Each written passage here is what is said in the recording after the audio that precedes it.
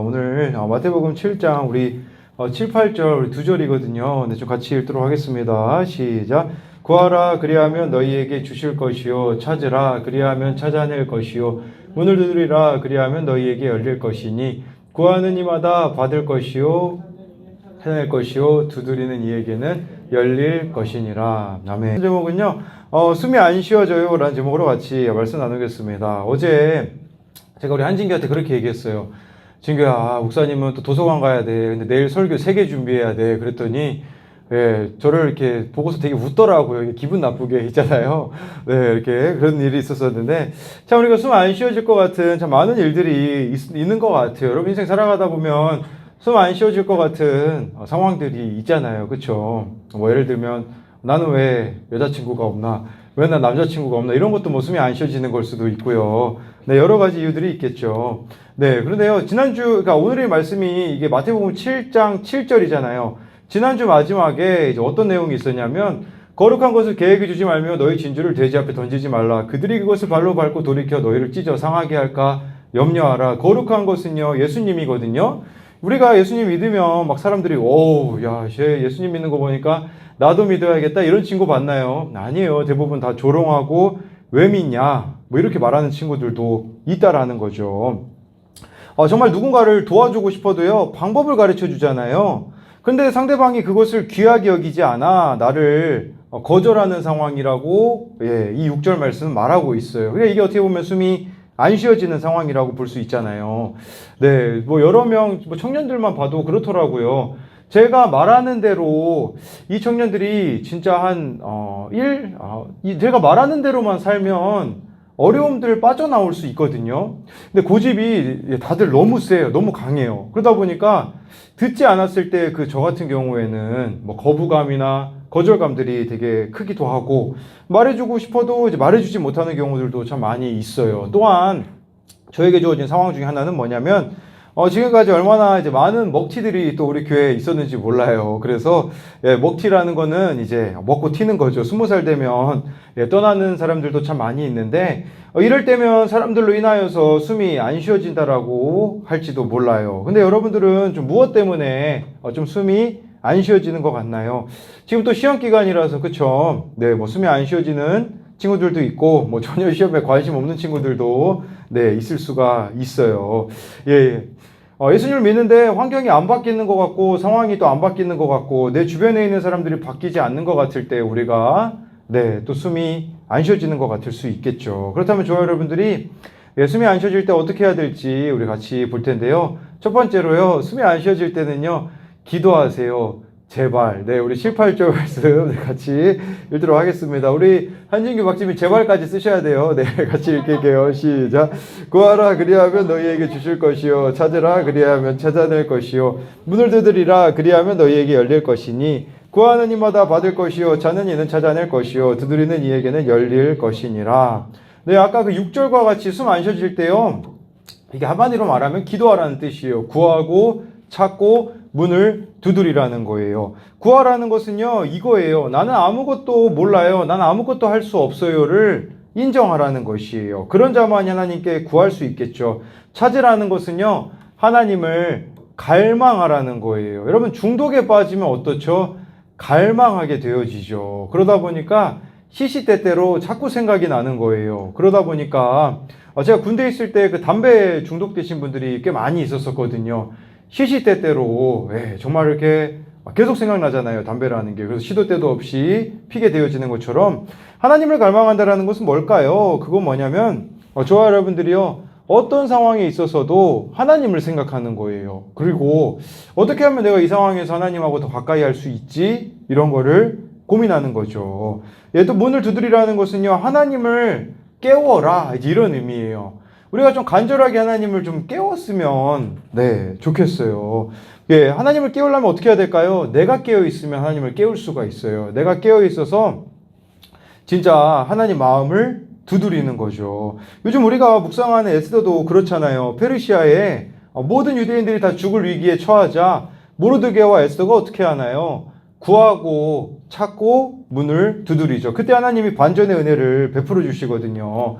그리스도인이기도 하고 정신과 의사이기도 하는 스카펙이라는 사람이 있어요. 이분이 많은 책들을 썼는데 이 정신과 의사들도요, 치료 불가 판정을 내린 환자들이 있대요.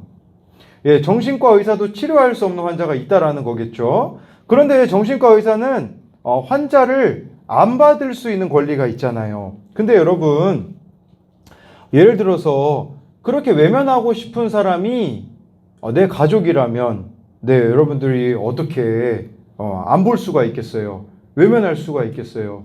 근데 이 7, 8절은 우리들에게 뭘 말해주고 있는 거냐면, 너의 그 한계 상황, 너의 그 숨이 안 쉬어지게 만드는 그 사람을 위해서 기도해봐라. 내가 어떻게 고치는지를 보라는 거겠죠. 예, 이렇게 저와 여러분들이 간절히 구하고 자꾸 두드리면 하나님은 고치시겠다고 약속하는 거예요. 우리 9절부터 11절을 계속해서 읽어볼게요. 시작. 너희 중에 누가 아들이 떡을 달라 뱀을 줄 사람이 있겠느냐? 너희가 악한 자라도 좋은 것으로 자식에게 줄 알거든. 하물며 하늘에 계신 너희 아버지께서 구하는 자에게 좋은 것으로 주시지 않겠느냐? 하나님께 구하라고 했잖아요. 이 9절 11절은 이어지는 내용이거든요. 무슨 말이냐면 한마디로 하나님 우리에게 이렇게 말씀하시는 거예요. 야, 너 나 믿니? 이거 물어보시는 거예요. 그래서 예를 드는데, 여러분 아들이 떡 달라고 하는데 혹시 돌 주는 아빠 있나요? 물론 장난치려고 그럴 수는 있겠죠. 네. 근데 예를 들어 생선 달라고 하는데 뱀 줄 사람이 있을까요? 그런 아빠는 없다라는 것을 말하는 거죠. 어제 지민이를 집에 태워다 주는데 이제 그런 얘기를 나눴어요. 지민이한테 이제 두발 자전거 타는 법을 가르쳐 주겠다. 이렇게 이야기를 했어요. 옆에 강한결이 앉아 있었어요. 얘는 네발 자전거 간신히 타거든요. 예, 그래서 한결아, 너도 네발 자전거, 이제 두발 자전거로 타야 되지 않겠니? 그러면서요, 예를 들어서 제가 우리 지민이랑 우리 강한결을요, 자전거를 빨리 배우게 한다고 해서, 예, 예를 들어, 뱀을 이렇게 풀어놓는다고 생각해 보세요. 그래서 막 발을 못 딛게 만들어가지고 막 두 발로 간신히 타게 만든다고 생각해 보세요. 어제 지민이한테 그렇게 협박을 해봤거든요. 예, 그러면 제가 예를 들어 한결이한테 그렇게 해서 자전거를 가르친다고 해봐요. 정신 나간 아빠죠. 이게 11절이 그런 내용이에요. 아무리 악한 아빠라도 자기 자녀에게는 좋은 걸 줄 아는데 하물며 하나님 아버지가 너희한테 좋은 걸 주지 않겠느냐고 말씀해주고 있는 거죠. 여러분 하나님이 우리에게 주실 수 있는 가장 좋은 게 뭘까요? 여러분 각자가 다 가지고 있는 생각들이 있을 수 있겠어요. 뭘 하나님이 주면 가장 기쁠 것 같아요. 그런데 이 가장 좋은 게 뭔지 13절에 나오거든요. 누가복음 11장 13절에는 이 말씀을 똑같이 인용했는데 여기 마태복음에는 11절에 좋은 것이라고 했잖아요. 누가복음에는 그 좋은 것이라는 단어를 바꿨어요. 우리 누가복음 11장 13절 같이 읽어볼게요. 시작. 너희가 악할지라도 좋은 것을 자식에게 줄 알거늘 성령을 주시지 않겠느냐 하시니라. 네, 가장 좋은 거는요, 성령을 주시는 거래요. 성령이 뭐냐면, 저와 여러분들 예수님을 믿잖아요. 예수님이 내 안에 들어와서 사시기 시작하는 거예요. 그러니까 우리가 더 이상 외로움이나 공허함을 느끼지 못하는 거죠. 예를 들어 여기 지금 한진규랑 박지민이 있잖아요. 예, 둘이 오늘 예배 후에 데이트를 할 텐데 제가 같이 동행하면 어떻게 될까요? 예, 제가 같이 동행하게 되어지면 데이트가 상당히 지루하고 건전해질 거예요. 예를 들어 성호쌤하고 지은쌤 데이트하는데 제가 따라가면 어떨까요? 이거 눈치 없는 눈치 없는 사람이죠. 예, 그렇죠. 이거 진짜 눈치 없는 거잖아요. 그런 거죠. 이게 이 말씀의 의미가 그거예요. 내 안에 하나님이 계시는데 안 바뀌는 게 가능하냐라는 거죠. 진짜 우리가 성령을 구하는데 내 삶이 안 바뀌고 내 생각이 안 바뀐다면, 그러니까 성령을 구하라는 건 무슨 말이냐면 하나님이 이렇게 지금 자신감이 있으신 거예요. 야, 네 인생 내가 고칠 수 있다? 그 얘기 하시는 거예요. 아니, 하나님이 내 안에 들어와서 하시는데 뭐가 두렵냐라는 거죠. 이게 그 의미예요. 성령을 구하라는 것은 이제는 그만 네가 네 인생의 주인이 되어서 두려워하고 회피하고 무서워하지 말고 내가 네 인생 안에 들어가 살겠다. 여러분 생각해 보세요. 우리 근데 하나님이 나를 보고 계시다는 걸 알잖아요. 네. 근데 왜 그렇게 사세요, 여러분? 저만 따라다녀도 여러분 쟤 별로 안 지을걸요? 근데 하나님이 나를 보고 계시다라는 걸 아는데 왜 그 눈치는 못 보냐는 거죠. 여러분 나중에 천국 가면요 핑계를 못 댄대요. 하나님이요 쫙 우리 삶을 쫙 보여주신대요. 예. 인간인 한번 저 아니더라도 강한결 우리 한진규와 우리 박지민이 강한결 데리고 데이트하라고 해보세요. 네. 강한결만 데리고 가도 얘네들 네, 데이트가 아주 차분해질 거란 말이죠. 뭘 이야기하고자 하는 거냐면 이 조그마한 사람이 따라다녀도 우리의 삶이 바뀌는데 하물며 하나님이 우리 안에 사시는데 우리 인생이 바뀌지 않는다면 문제는 하나님께 있는 게 아니라 나에게 있다라는 것을 말씀해 주는 거죠. 그러니까 성령을 구하라는 거는요, 이런 얘기예요. 여러분, 안 좋은 생각 떠오를 때 있잖아요. 그때 이렇게 얘기해야 돼요. 하나님, 제 생각 좀 고쳐주세요. 이게 성령을 구하는 거예요. 마음에 안 좋은 마음들 때 있잖아요. 여러분 또 중고등학생들이 또 감정 기복이 들끓듯이 하잖아요. 그렇죠? 네, 제가 그랬거든요. 여러분 나이에 오전 내내 기분이 안 좋았어요. 중고등학생 때요. 물론 결혼하고도 신혼여행 때도 오전에 기분이 안 좋아가지고 아내가 그러더라고요. 자기가 뭐 잘못했냐고. 아니에요. 저 감정 기복이 심하거든요. 근데 여러분 감정 기복이 일어날 때 제 마음 좀 바꿔주세요 라고 좀 기도했으면 좋겠어요. 인스타에다가 좀 여러분 감정 올리지 마시고 내 기분이 안 좋을 때는요, 그냥 성령님 제 마음 좀 바꿔주세요 라고 기도하면 얼마나 좋겠어요. 미운 사람 있잖아요. 사실 지금 여러분 미운 사람 있죠. 저 쳐다보지 마시고. 다 미운 사람들이 마음에 있어요. 그때 성령을 구한다라는 건 이거예요. 하나님, 저 사람을 좀 바라보는 제 시선 좀 바꿔주세요. 이게 성령을 구하는 거거든요. 여러분 모든 거 다 갖춰줘도 마음이 힘들면 힘든 거 아시죠? 근데 성령을 구하면요, 성령님이 내 마음을 평안하게 해주세요. 그걸 저와 여러분들이 경험했으면 좋겠다라는 거죠. 저와 여러분들이 성령을 구하면 어떤 일이 벌어지냐?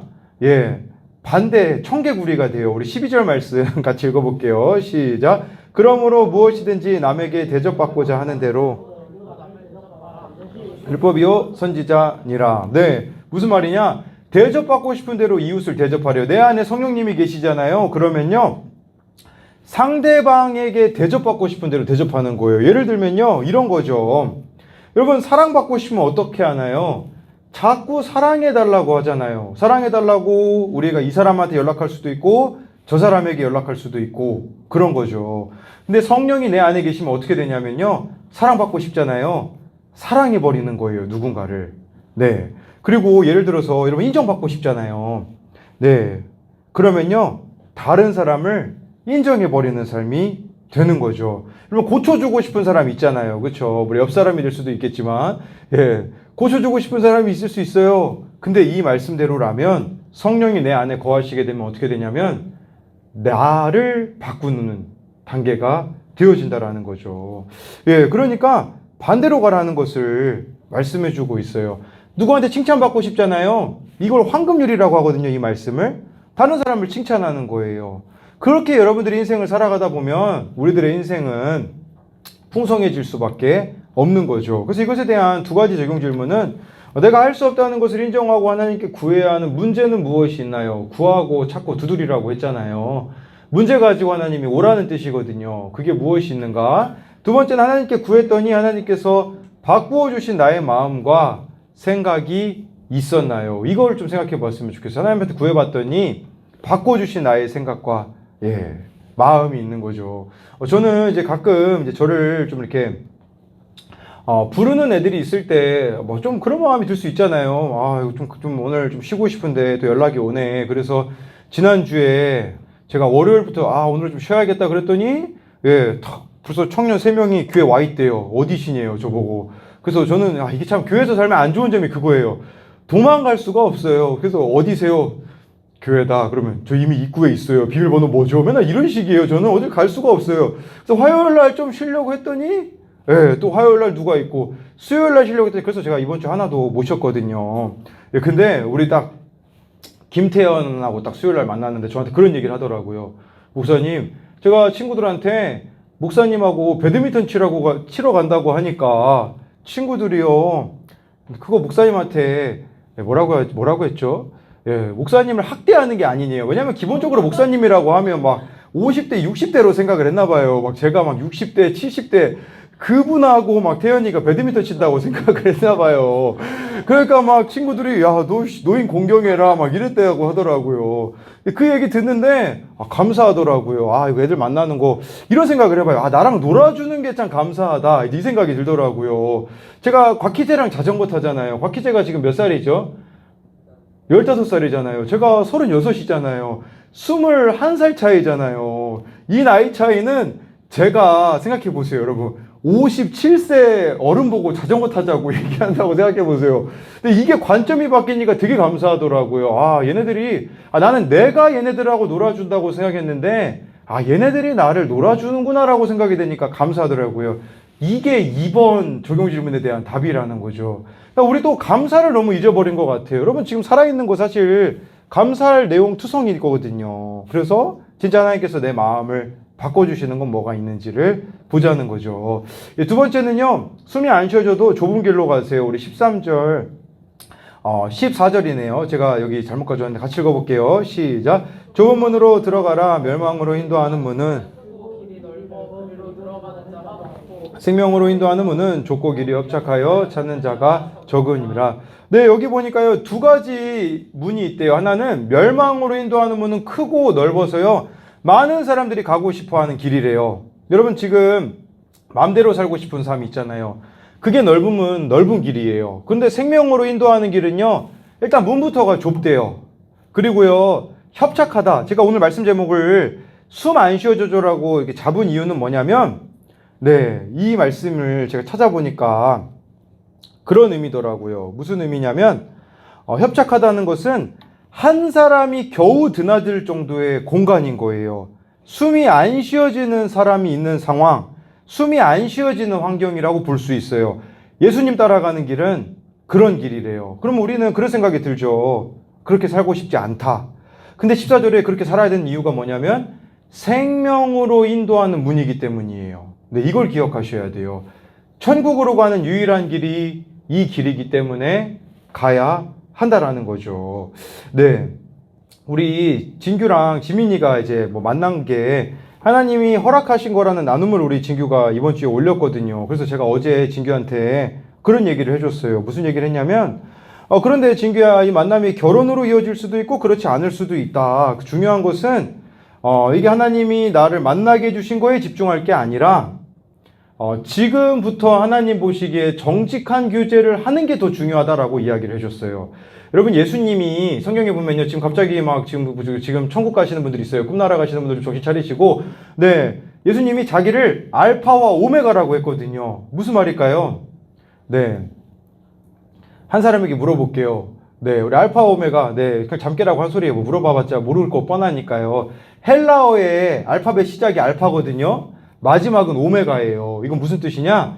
내가 너의 시작과 끝이라는 뜻이거든요. 그럼 이 말씀 우리에게 가지고 오면 어떤 의미냐면 예수님이 우리 인생을 시작하시고 끝맺으시는 분이면 우리는 지금 그 중간을 살고 있잖아요. 여기서 내가 하나님 앞에 어떻게 살아가는지가 끝을 결정한다라는 것을 기억해야 된다라는 거죠. 우리 희재랑 자전거 타는데 우리 희재가 소리 사모님 어떻게 만났냐고 이제 이야기를 해서 믿거나 말거나 하지만 여러분 소리 사모가 먼저 저한테 다가왔어요. 네. 왜냐하면 이거 제가 정확히 기억나요. 이제 금식기도 수련회였거든요. 제 친구를 시켜서 이름도 말해줄 수 있어요. 정순 친구 있어요. 네. 그 친구한테 소리 사모가 저기 강성광 순장님하고 기도 제목 나누고 싶은데 어떻게 좀 안 되나요? 그래가지고 저를 불러줘가지고 그때 기도 제목을 나눴다니까요. 네. 그런데 중요한 거는요. 그게 12월이었고 6월 달에 이제 소리사모 처음 만났는데 여러분 뭐 사귀면 뭐 하나요? 사귀면 바로 손잡잖아요, 여러분. 그쵸? 그래요, 안 그래요? 네, 뭐 더 빠른 친구들도 있을 수 있어요. 더 빠른 친구 짐승이에요, 여러분. 그러지 마셔요. 네, 저는 소리사모 처음 만났는데 6개월 동안 손 안 잡았어요. 거짓말 안 해요. 이거 하나님 앞에서 제가 말할 수 있는 내용이에요. 왜 손 안 잡았냐면요. 잡을 줄 몰라서 그랬을까요? 막 제가 손 잡을 줄 모르고 뭐 저는 뭐 스킨십 모르나요, 여러분? 저는 뭐 그냥 네. 바본가요? 아니에요. 그냥 만나고 얘기하는 것만으로도 즐거웠었거든요. 만나서 그냥 하나님 이야기하고 그렇거든요. 뭘 이야기하고자 하는 거냐면 좁은 길로 가자라는 걸 좀 이야기해주고 싶은 거예요. 그래서 저와 여러분들에게 어떤 어려움이 있든지 어떤 안 좋은 결과가 있든지 중요한 것은 좁은 길로 간다라는 것은요. 하나님께만 집중하는 것을 잃어버리지 않는 거예요. 좋은 일이 있어도 하나님께 대한 집중력을 잃어버리지 않고 안 좋은 일이 있어도 하나님께 대한 집중력을 잃어버리지 않는 거예요. 천우희라는 배우가 유퀴즈에 나와가지고 그런 이야기를 하더라고요. 무슨 얘기를 하냐면 그 배우는요, 진짜 뭐라고 해야 될까요? 멘탈이 너무 강한 것 같아요. 이런 얘기를 하더라고요. 자기가 작품을 하다가 오디션에서 떨어진 적이 많대요. 왜 떨어졌냐? 얼굴 때문에 떨어졌대요. 네, 뭐 지금이야 뭐 그 얼굴이 그렇게 괜찮은 얼굴이지만 그 당시 얼굴 때문에 그 배역에 쓸 수 없어가지고 떨어졌다고 해서 그럼 떨어지면 뭐라 어떻게 생각할 것 같아요? 성형수술 바로 하겠죠. 그쵸? 우리 쌍꺼풀부터 시작하겠죠. 쌍꺼풀부터. 그런데 이 천우희 씨는요, 뭐라고 생각했냐면 이렇게 생각했대요. 아, 내가 얼마나 잘 되려고 여기서 이렇게 떨어지지? 이 생각을 했다고 하더라고요. 아르바이트 하는데도요, 기뻤대요. 왜 기뻤냐면, 아, 내가 어떻게 되려고 나는, 지금, 여러 가지 일들 할 수 있지. 그런 생각을 했다고 하더라고요. 뭘 이야기하고자 하는 거냐면, 저와 여러분들이 하나님께 집중한다라는 건 그런 의미예요. 좋은 일이 있어도 감사하고요. 안 좋은 일이 있어도요, 네. 하나님께 대한 이 집중력을 잃어버리지 않는다라는 거죠. 네. 이 워싱턴 사김의 교회를 담임하고 계시는 김영봉 목사님이 15년 동안 만나고 있는 선교사님이 있다고 해요. 근데 이 선교사님은요, 어떤 사연이 있냐면, 서울대 부부 사이에서 태어났어요. 여러분, 자식이 서울대에서 부부에서 태어났으면 얼마나, 네, 뭐 미래가 창창해요. 근데 문제는 뭐냐면, 2살이 되었을 때 부모님이 이혼을 하셨어요. 이혼을 하시고는 아무도 이 아이를 기르지 않는다고 해서 미국의 백인 부부에게 입양이 되어서 뉴욕에서 자라요. 불행하게도요, 이 백인 부부가 입양했잖아요. 아이를 학대하는 부부였어요. 그러다 보니까 이제 이분은요, 청소년기에 가출하게 되고요. 20년 동안 방황을 합니다. 그래서 한 번은 이 김영문 목사님이 그 선교사님에게 이런 얘기를 한 적이 있대요. 입양이 되지 않고 좋은 가정에서 자랐으면 어땠을까요? 그러면서 이제 자기 친구인 선교사님 이야기를 하는데요. 이 친구인 선교사님은 청소년기에 가출하고요. 가출한 후에 얼마나 험악하게 살았냐? 인생이 막 불안하다 보니까 해병대 입대하기도 하고, 폭력배와 어울리기도 하고, 마약에 손을 대기도 하고, 또 자신을 바꿔보겠다고 경찰에 지원하기도 해요. 그러다가 인생이 거의 망가질 즈음에 한 여성을 만나 사랑에 빠져서 결혼을 하는데 그 아내를 통해 예수님을 만나게 되어져요. 믿음으로 살다 보니까 이제 과거의 삶, 이 생활 습관, 사고방식을 고치는데 오랜 시간이 걸렸다고 해요. 그러던 중에 이분이 선교사가 되거든요. 그래서 이분이 미국에서의 모든 삶을 정리하고 어디로 가냐? 멕시코의 유카탄 반도에 가난한 동네에 들어가서요. 리어카 밥차를 만들어서 그 동네 사람들을 만나며 선교를 시작해요. 그분이 누구냐? 김승석 선교사님이고 미국 이름으로는 카일 윌슨이라고 해요. 그러면서 청소년기 방황하던 20년 동안도 방황하던 그 모든 시간들이요. 네. 이분이 선교사로 살면서 뭘 깨닫게 되냐면 이분이 만나고 있는 애들이 어떤 애들일까요? 방황하는 애들이에요. 마약하는 애들이에요. 그런데 이제 이 선교사님이 뭘 깨닫게 되냐면 내가 그동안 살아오며 경험한 모든 것이 선교사역의 자원이 되고 있다는 것을 깨닫는 거예요. 이제 돌아보니 청소년기에 방황했던 모든 일이 마치 지금 사역하기를 위해서 훈련된 과정 같았다고 이야기를 해요. 그렇다고 여러분들 보고 지금 마음대로 방황한다고 쓰임받는 얘기를 하는 건 아니에요. 이건 무슨 말이냐면 하나님께 그의 인생이 붙들리자 버릴 게 없다라는 뜻인 거예요. 저와 여러분들이 하나님을 만나게 되면요, 이걸 경험하게 되어져요.